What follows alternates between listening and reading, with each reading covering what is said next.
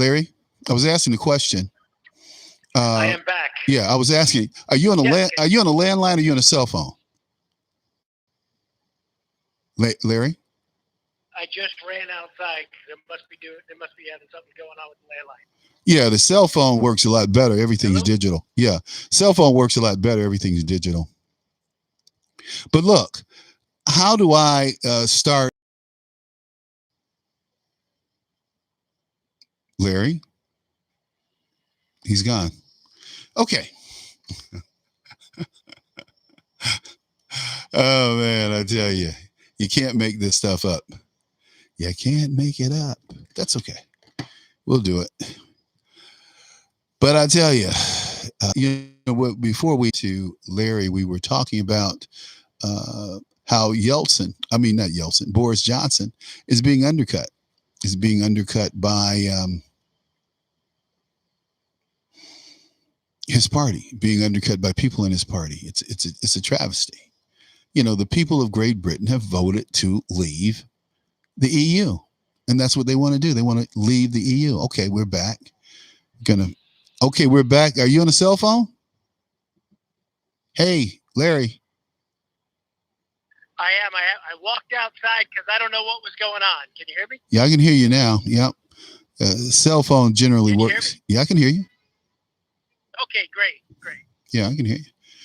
So look, we were good. I walked out. How do I organize one of these God and Gun events?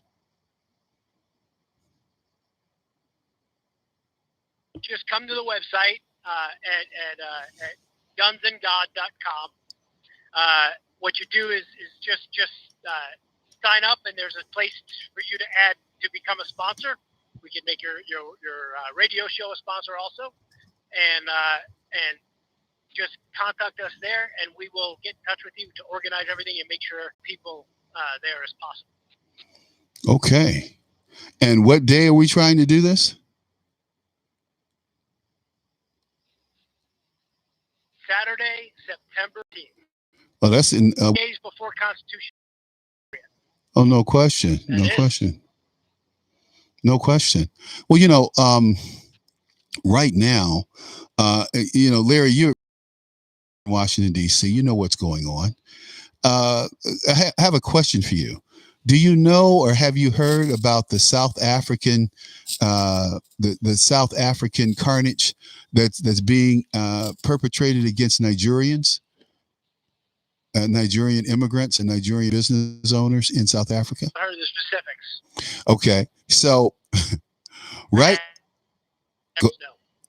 now, there is an epidemic of South Africans attacking Nigerians and setting their businesses on fire and killing them. And they say they're taking their jobs, they're taking their women, they're taking business opportunities from them. They're taking land from the South Africans, and they fought for this land. And nobody's reporting this. It's just the most amazing thing. In Wall Street Journal today, there was one picture, but no story about what's going on. In fact, the South African president came on television yesterday to condemn the killings. He said, "I condemn the violence that's been spreading around a number of our provinces in the strongest terms. I'm convening the ministers in the security cluster today to make sure we keep a close eye on these acts of wanton violence and find ways of stopping them." Well, they're not stopping. They put the police out in the street, and the police are stopping some of them, but a lot of businesses aren't opening because these South Africans want the Nigerians out of their country. And they're not just burning their buildings and beating them. They're killing people. And nobody's reporting this. I can't find out how many people have been killed, how many businesses have been burned. It's the most amazing thing. I mean, could you imagine if that was going on our southern border? Could you imagine if that was going on here in the U.S.? Go ahead. You're absolutely right. Look, there's no appetite for real reporting anymore.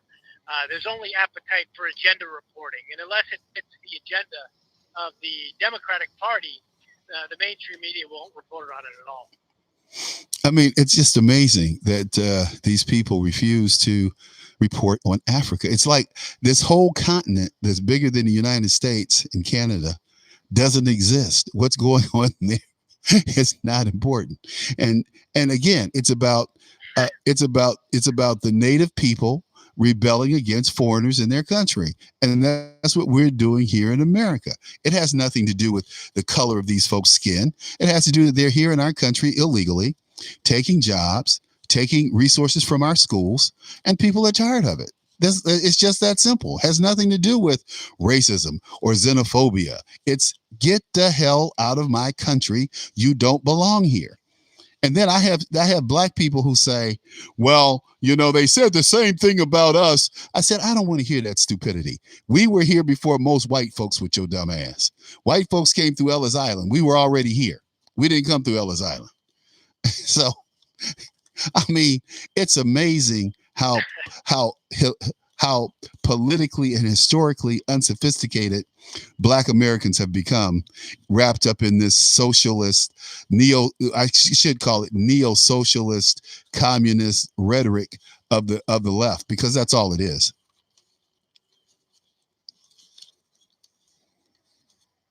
And certainly doesn't serve that community or any community for that matter. This is America. You become independent of the state. You become a yeah. Oh, absolutely. This is America. Independent of the state, you become and now, you go back to slavery. Well, it's just a different type. It is a different type of slavery, but let me be clear. It was all perpetrated by Democrats. It's always been perpetrated by Democrats. The systems that are in place today were put in place by whom? Democrats. So when I hear people say, well, Donald Trump's a racist, I say, give me an example. They can never give me an example. They just say, well, he's racist. I said, well, give me an example. No, but he's a racist. Okay. So all I'm asking you is, maybe I missed something. Just tell me what you think he's done that constitute you calling him the R word. And they can't come up with anything. I said, you should be embarrassed. You're supposed to be an intelligent person. Well, you want to. But then when it comes to real racism, and when I say real racism, I'm talking about gun control. Gun control started. The first gun control laws were written by members of the KKK, also known at the time as the Democratic Party in the South. They were harassing freed slaves, and the freed slaves were coming out with Winchesters, chasing them off their property, and they got tired of that, so they went back to their lawmakers and got gun control laws passed to take guns out of the hands of freed slaves. And so gun control was always born as a racist device, and it's still a racist device. It always has been. Look at where gun control laws are strongest. They're strongest in cities with majority minority communities. It's a racist device. It always has been, and the thing about it to me is, one, the police and police. I talk about this all the time. The policing in the Black community is totally different than it is in white communities. These guys, these police officers always, they come up with this thing. Well, we have to wait for something to happen. We have to wait for them to shoot you or beat you or do something to you before we act. So there's no de-escalation. It's like, I have to stand here and wait on this man to attack me before the police get involved. That has been my experience living in a Black neighborhood and living around Black people. My experience living in white neighborhoods and around white people, if you call the police for a disturbance, it's dealt with. They don't wait for the person to do something. Did they come on your property? No, get out of here. But anyway, and a lot of that has to do with these Black preachers and their BS. And I don't know if you ever listened to any urban radio, but I tell you, I called. There's a station called Urban View, and I wrote the president of XM, and I said, you need to have a voice on XM that tells the truth. I said, all of your hosts are lying. They're lying about Donald Trump. They're lying about guns. They're lying about how well the country's doing. And I said, you should have something that's fair and balanced. I haven't heard back from him yet. But go ahead. I'm sure you will. Again, the mainstream media is only interested in mainstream media is only interested in agendas. They're not interested in real news. They're not interested in what is. They're interested in what gets them closer to their utopia and to complete government control. Well, did you hear or did you read that the presidential candidates are talking about a federal government buyback if they become president? Gun buyback. Have you heard this nonsense? Yeah, I did hear from Beta O'Rourke, Beta Male O'Rourke, is saying that we're going to buy back your guns. Well, you're going to buy back my gun. They're not for sale. And we didn't ask permission to buy them in the first place. We don't have to. No, they're not buying back my guns. And at the end of the day, we don't have to ask for permissions. We have it guaranteed to us in the Bill of Rights. We also have it guaranteed to us because it's a God-given natural right. We have a natural right to defend ourselves. We do. And I tell you, like I said, here in Chicago, the fact that people have been able to carry a weapon and protect themselves have saved hundreds of lives, and it goes unreported all the time because it doesn't fit the narrative of somehow people it's going to be the wild, wild west. Well, guess what? We haven't had law-abiding citizens shooting at each other. We've had law-abiding citizens shooting criminals.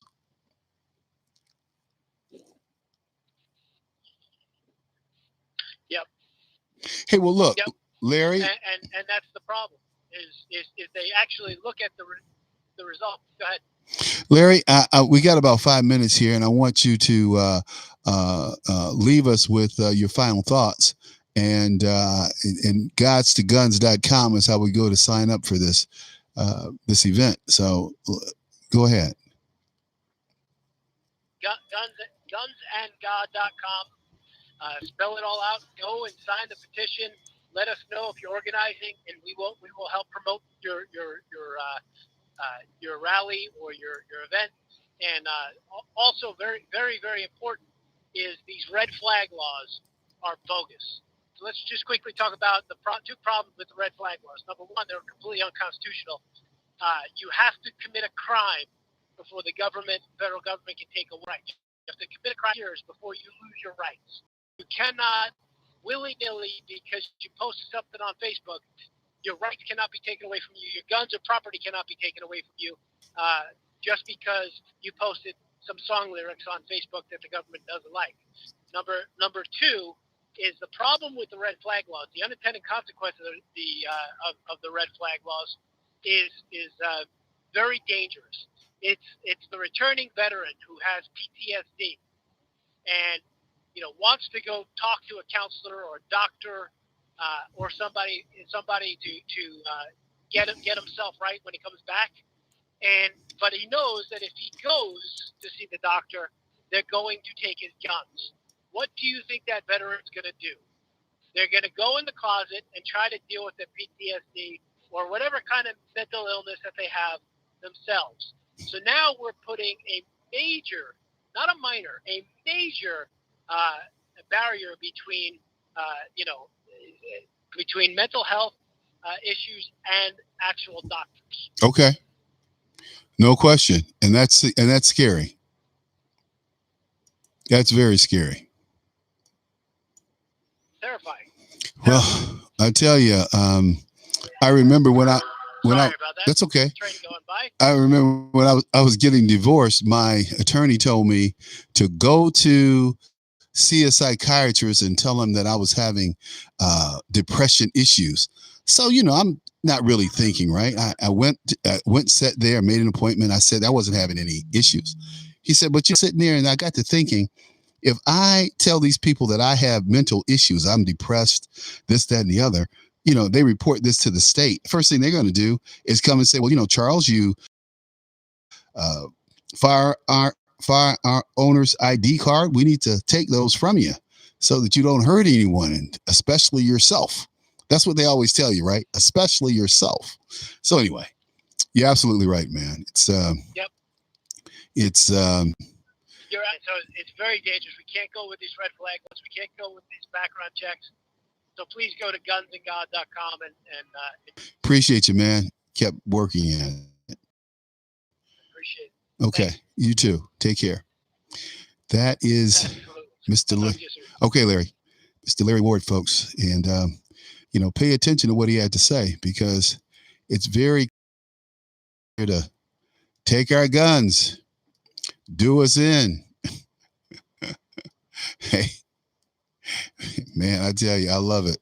But look, thanks again for taking the time to come and spend some time with us, get to know us a little bit. We appreciate you. And we'll be back tomorrow, same time, same place. The Reality Check with Charles Butler.